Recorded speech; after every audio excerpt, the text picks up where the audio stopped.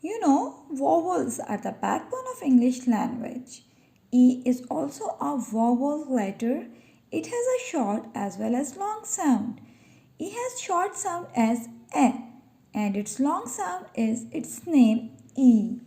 Examples of vowel E short sounds are met, sell, well, red, bet, pack, and long sound of E examples are bee, meat, protein, candy, beam, seal, E.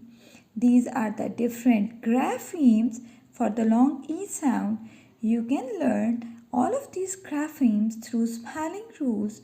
So go and subscribe my YouTube channel and follow me on Facebook and Insta. Thank you.